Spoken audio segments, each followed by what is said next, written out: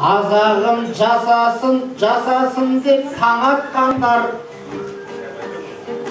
бір Алла адам қылып жаратқандар. Алдыңа бүгін міне шыға келдік, жайлауда жатқан жандай кеп отқандар. Ассалаумағалейкум армысыздар, қуырдақтың көкесіне кеп отқандар. Ауылға бүгін ғана келгендей боп, даланың тағамдарын жеп отқандар. Кейбіреуі қарыны тоқ болса да, айтыс болса шіркін, ай ой шіркін деп отқандар.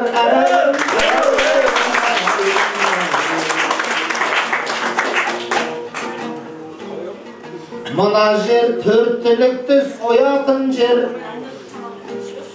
алдыңа ағдастархан жаятын жер. Ақындарды шақырып анда-санда,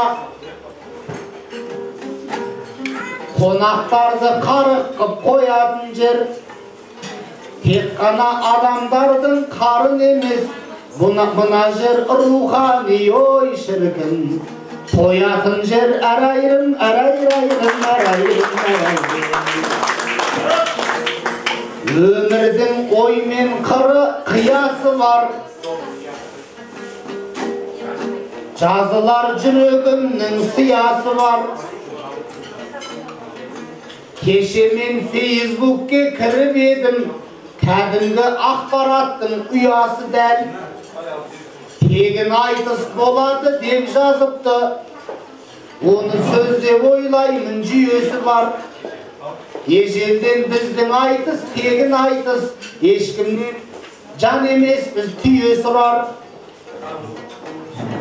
Айтысты жамандайтын адамдарды қасиетті өнердің киесі бар. Бұл айтыс мәңгілікке бес болатыны, өйткені қазақ дейтін ой шіркін иесі бар. Әрайрым, әрайрайрым, әрайрым. Мен өзі үрпіндей қасқыр едім, бүгін қасқыр басым мен ашқыр едім. Қазірет жейсін деген адам қосап, қазірет тәбетімді ашты менің. Қойдай момын інішек аман бұсың, байқаймын бүгін сенің жақсы реңің. Қуырдақтың көкесін күнде жеймін, мен қасқыр кең даланың бастық едім. Жолықтың қуырдақтың көкесінде, қарашы мына жердің жақсы жерін. Көкем екен білмеймін, бөпем екен, мен айтып жей берудің ой шіркін мәстір едім. Әрайрым, әрайрайрым, әрайрым, әрайрым.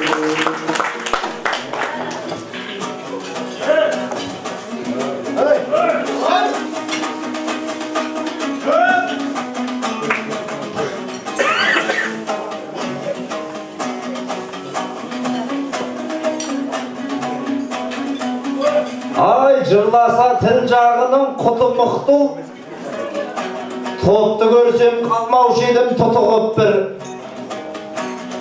Үрістен қасқырмын деп, мәстірмін деп, қазір етті жеймін деп жұтынып тұр. Қасқырдың кім екенін мен айтайын, шаруаңды осы жерден бітіріп бір. Қасқыр деген ол енді храпынып шетелге қашып кеткен құтылып бір. Қасқыр деген алаяқ әбіләзіп банкыңды тонап кеткен сатылып бір. Қасқыр деген Қаскүнем Жириновский су ішкен құдығына түкіріп тұр. Қой терісін жамылған қасқырлардан қазағымның қазынасы жұтылып тұр. Қақпан түрме дейтін қақпанға түспей солар, дәл қазір апанында құтылып тұр. Аңдардың қасқырларын атқанменен, адамдардың қасқырлары құтырып тұр.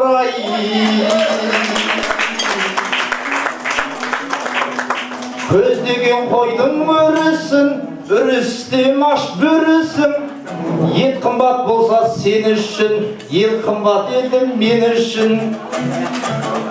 Қасқырларыңа жауап бер, қазір етті жеу үшін. Қасқырдан кекті қайтарам, қапыда кеткен ел үшін. Қасқадысың қағайын, қасқырмен құрмай келісім. Ұтылатын мен емес, сытылатын сен емес. Сұранып келген қасқырдың сыпырайын, терісін ай.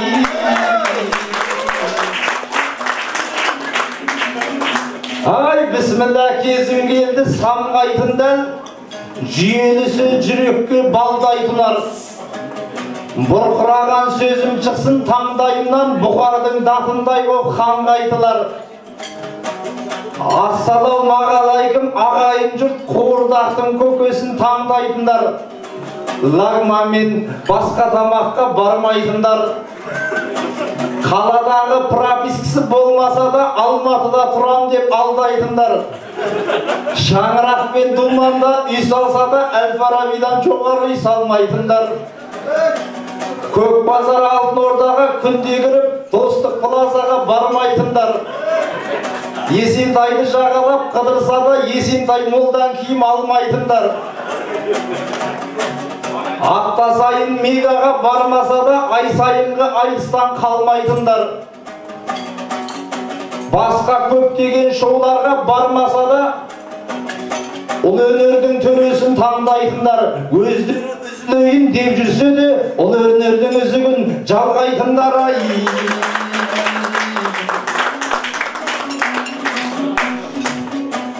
Ай, ел алдында сақтасын балаңа деп, әдепсіздер жармасар жараңа кеп. Үрістем деген миллионер ақын еді, отырмын жақсыға салама деп. Сен тегін айтысқа қайдан келдің, ойладың ба, мұнда миллион болама деп. Аталы сөз айтатын Үрістемнің атағы атыр күтіп жараған еді. Үйдегі көк жәшікті қосып қалсам, елдің бәрі шу айтысты қараған еді. Сол айтыста Үрістем жеңет деген хабардан жақсы хабар тараған еді. Қазақстан арнасын ашып қалсам, жүрсін ағам жүйріктерін тағалап еді. Бас жүлдеңді табыстап, Байбек әкім өнеріңді ел жұртын бағалап еді. 31-дің арнасын ашып қалсам, ондағысы айтыстың аламан еді. Рейникте айтысып бұл Үрістем қарсыластың барлығын сабаған еді. Көк жәшіктен жалығып соткымды ашсам, әлеуметтік желіде ағам әлек. Фейсбукта отырады, пікір жазып, Инстаграмда лайығын санаған еді. Мейрамхана есігін ашып қалсам, Үрістемді шақырыпты тамада деп. Бұл жердің есігін ашып едім, жолықтым тағы Үрістем ағама кеп. Құдай-ау, қайда барсам сен шығасың. Шығардым қылп ететін жаман әдет. Холодильникті ашудан қорқып жүрмін, ішінен ағам шығып, қалама деп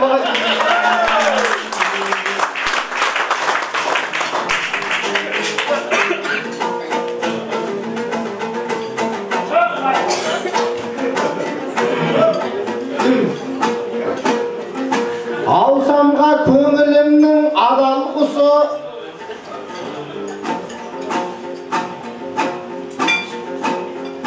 сен мені жасап қойдың жаман кісі.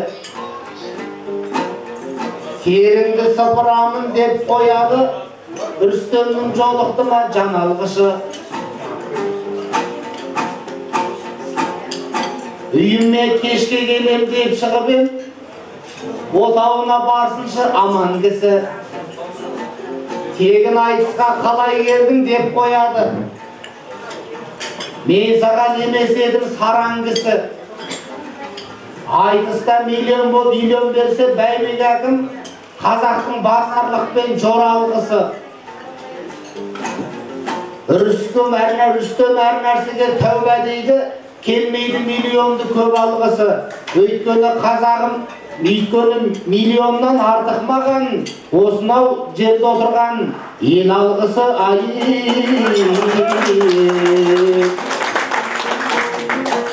Ау дегендей арысыне берісіне, куә болды мінімнің көбісіне. Жемқорларды sen айттың жаңа ғана, сөзіңнің ой қосайын желісіне. Қойын қасқыр қырса да біздің қазақ, құрметпенен қараған бөрісіне. Терісімен қарызын қайтарар деп, теңеген кең даланың серісіне. Не нәрсемен қарызын қайтарады қазақтың айналғандар жегішіне. Терісімен қарызын қайтарарды олардығы қасқырдың терісіне. Қасқыр атын қорламай оны қазақ қорқаулар деп тығылған ел ішіне. Терісін ішік қылып киметті гүл, ұлтарақта қылмайды кебісіне. Алтында мына сөзім неге себеп? Жырымнан таусамалы көп есерет. Мен Байбекті әкімді жақсы көрем. Істерін қолдап жүрем немесе көп. Бүкіл қала велосипед алындар деп. Пробкадан құтылмақшы кеңесе кеп. Мен алдында велосипед сатып алдым, саясатты қолдамайды демесе деп. Ал сенің екі балаң бар емес пе? Екеуі де великтемер ересе кеп. Сонан соң екі қабат әйелің бар, інілері жүретін жеңешелеп. Оларды немен тасып жүрсің. Рүстім сенен солай кеңесерек. Баламенен үрім бұтағыңды тасып үшін сен қандай алдыңының белесебет ай.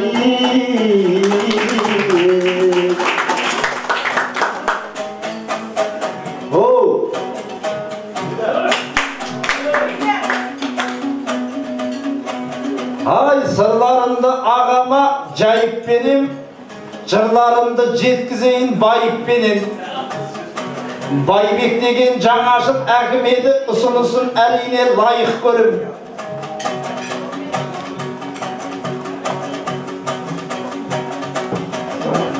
Несі жаман кептеліске тұрмай бүгін, белсебеттеу жүрсе кайыппенен. Әй, бірақ бір ай болды, жауын жауды, Аллаға айта алмаймыз айып төлім. Шайтан арба түгілі көлік жүрмей, көшеміз тең болды ғой жайықпенен. Белсебетті бекерге сатып алдың, осы жазда жүреміз ау қайықпенен ай.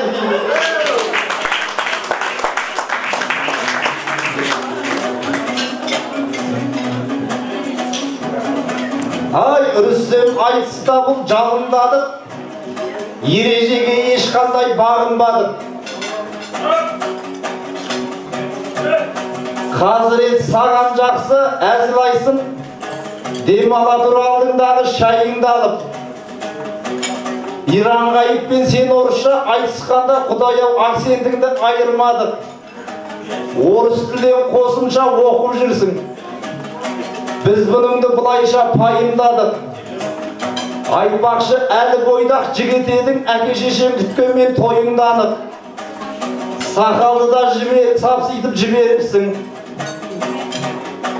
Иек жақтан өсетін жай ұрланып. Қысқасы соңғы кезде бір түрлісің досымыз болғаннан соң уайымдадық. Жоқ әлде орыстардың шіркеуіне жүрсің бе поп болуға дайындалып ай. Ай, өрістем айту керек жігіт бетке. 30 жылды өткіздің жүріп текке. Орда бұзбақ түгілі отау құрмай 10 жылдан соң келесің 44-ке. Енді сен үйленіп үлгермесең қыздарда қарамайды күліп бетке. Айтпақшы денсаулығың дұрыс безі, біраз жылда пенсияға шығып кетпе. Дәрігерге бір көрініп алмайсың ба? Сонда тарамайды күдік көпке. Достарыңның бірнеше баласы бар, жалғыз өзің қап қойдың шығып шетке. Ешкімге керегі жоқ, ет секілді шіреніп жүрген кезде шіріп кетпе. Жүріп үйленгеннің ертесінде екінші дүниеге жүріп кетпей вай.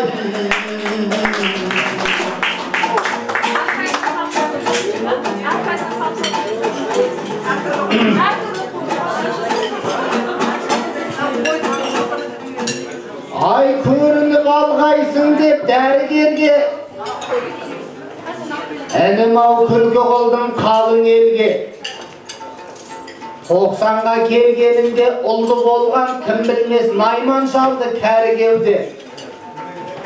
Әйелім алаңдама, сол найманның бойында бүлкіл-бүлкілдеп тұр қаны менде. Құдай берген қуатым бойда болса, басы бозып кетемін бәрі менде. Адамыз 90 жаста ұлты құсса, 60 жылдай уақыт бар әлі менде. Күмәндансаң балдызыңды ап берсейші, дәрігерді түсірмей, әбігерге вай.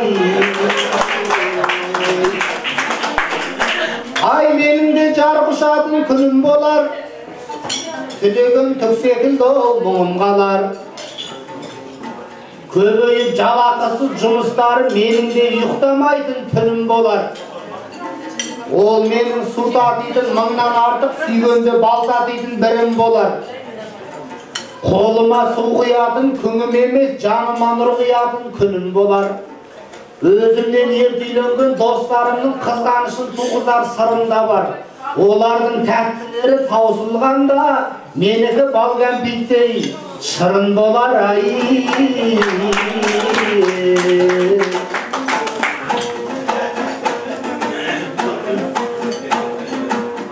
Ау Хазірет, айтпаймын кекесін ой, бәрін білерінімнің жетесі ғой. Ағайымның қарашы түрлеріне, бірі бала ал бірі әкесі ғой. Қыздардың бұл арада бәрі сұлу, бірі қарындас, бірі оның тәтесі ғой. Бәрі бүгін осында келіп отыр, ауылды бір көрудің төтесі ғой. Ал бірақ ауылды ешкім жете алмайды, жолдардың көрсетсе де төтесі ғой. Өйткені білесің ғой, ауыл жақта әрбір үй қуырдақтың көкесі ғой. Ай тектілік жарасады тауылына, ауылдың қымбат маған жауыны да. Ауылдың артық маған желдері де, ауылдың жылы маған дауылы да. Жиппен жүрген ағамды тең көрмеймін, арбамен шөп таситын бауырыма. Қалада жүрсем дағы алаңдаймын, ауылдағы ағайын қауымыма. Ауылдың айлы түнін тең көрмеймін, Алматының ресторан сауығына. Жабыққанда жарықта жүр жылтырақтан, атымның қамшы басып сауырына.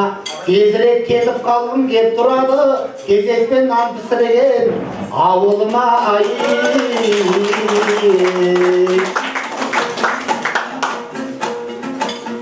Ау түтіннен даладағы дауыл артық,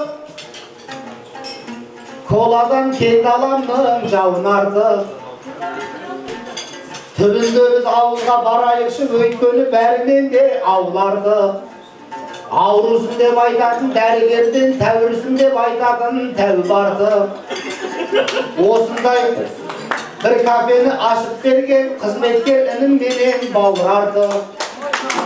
Бұл жердің иелері мың жасасын, өмірден несібесін тауып артық. Жұмыс істемей тұғын жалғаулардан, жұмыртқа таба тұғын тауық артық ай.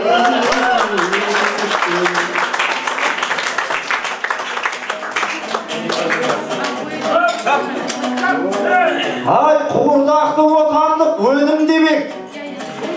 Шамам келсе күн сайын жегім келеді. Жеген сайын салмағым ауырланады, ал қалтамыз жұқарып жеңілденеді. Рүстем қуырдақтың көкесі деп, ауылдағы әр үйге көңіл бөледі. Бірақ та ауыл қала ара жігін Рүстем бұлайша бөлу керек. Қаладағы қуырдақты сатып алсаң, ауылдағы қуырдақты тегін береді ай. Ай, ұлт сақтаудың айтайын өткір емін, жүректерге жеткізеген көп тілегін. Қалада қаптатып асқан ашты шетелдік тиын тапқыш ептілерін. Ұлттық асын жей алмайтын қаладағы қазақты ойлап елжірейді ет жүрегім. Ақыштың кефсін жеп отырып, ақыштың ұстап алып соткілерін. Жапонның сушиін дәм татам деп, жапонның көлігімен кеп тұр едің. Италияның костюмын киіп алып, итальянский писаңды жеп тұр едің. Түріктің донерін жеп киіп отты, түріктің аяқ киім кепкілерін. Шетелдің тағамдарын жегенен соң қазағым қазақтықтан шет жүредің. Қуырдақтың көкесі ашылғанда қуаныштан төбеммен көктіредім. Себебі тек қана қарын тойдырмай, жинайды екен ақын жыршы тектілерін. Қуырдақ жеп қымыз ішіп күйтіңдайтын қазақты нағыз қазақ деп білемін ай. Ай, келген соң қуырдақтың кафесіне айтыспен бәсекемен бәсесуде. Ерке бұланға рахмет мен айтайын, ақыл ойы жетіп жатқан жетесіне. Осындай ақылды жігіт әкеп берген рахмет мамасы мен әкесіне бай.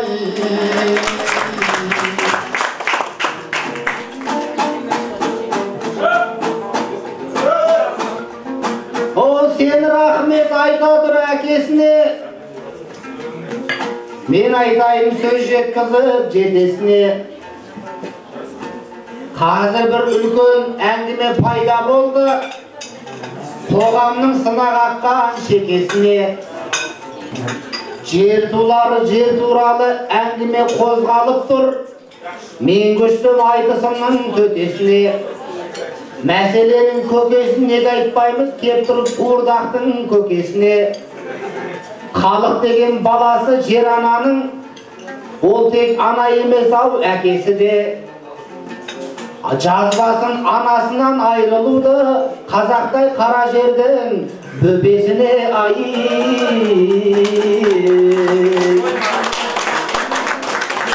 Тәңірде бір басатын елмен жұртпен, бағырыз кетпес екен жерден құтпен. Қазақ жері байтақ жер, құттарыған бір алла тарту етіп бергендіктен. Еледік санаштықтан аман қалған емшегін жер ананың емгендіктен. Кептен ұстап егінін екпесе де қорғай білген найзагер мергендікпен. Кең жайлап көктем жазда көшіп қонған шашылған несібесін тергендіктен. Осындай байтақ жерді қорғаған ғой бабалар мына бізге сенгендіктен.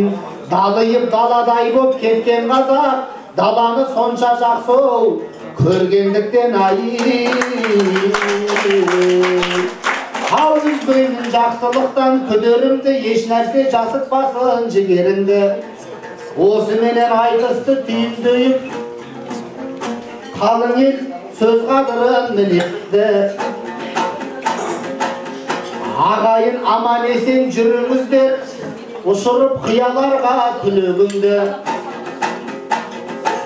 Қара жерді мәңгіге басып өтіп, сыйлай бір атам екен тілеміңді. Кірлеген заман қандай болса дағы, ешқашан кір баспасын жүрегіңді.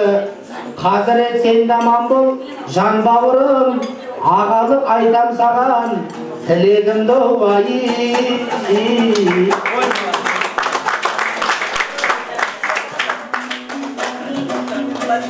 Ай, жүректерге бісміллә деп кірейін, барлығыңа намыс пен от тілейін. Проблеманың көкесін айтшы дедің, ал енді құлақтарға өткізейін. Жер туралы әңгімені осы қазір жететін жеріне мен жеткізейін. Елмен жер біздің екі ата-анамыз, құшағында сәбидей жаталамыз. Жер сатып пайда тапқыш адамдарға пайданы мен айтайын аса нағыз. Жер сатсақ бір-ақ рет саталамыз, содан кейін мәңгі сатқын ата-анамыз. Сол жерге егін ексек, әр жыл сайын байлыққа белшемізден баталамыз.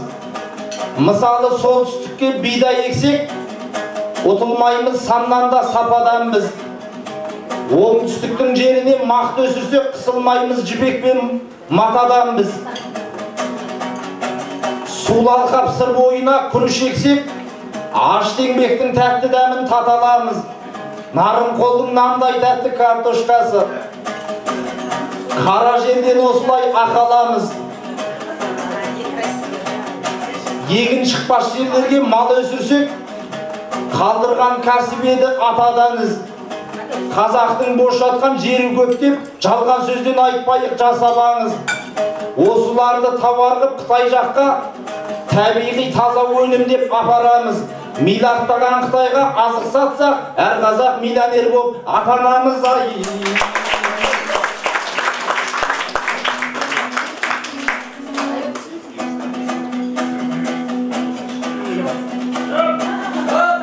Ол өнерді бағалайтын халық қой, айтыспенен жасап жатыр анық той. Бірінші рет көріп тұрсың үрістен, нағыз кәпе осы міне танып қой. Бұл асқана ерке бұлан кәпесі, спонсоры қолдаушысы әкесі. Нағыз қазақ қазақ емес домбыра, нағыз кәпе қуырдақтың көкесі. Азан деген мұсылманға ұлық ән, бағытымыз болсын жалғыз құбылан. Арақ шарап сыра емес жастарың, осы жерден ішсін қымыз қымыран. Қонақ болып мұнда тағы келейік, соза бермей кезектелге берейік. Қу сөздерден қуырдақты қуырмай, қуырдақтың дәмін татып көрейік.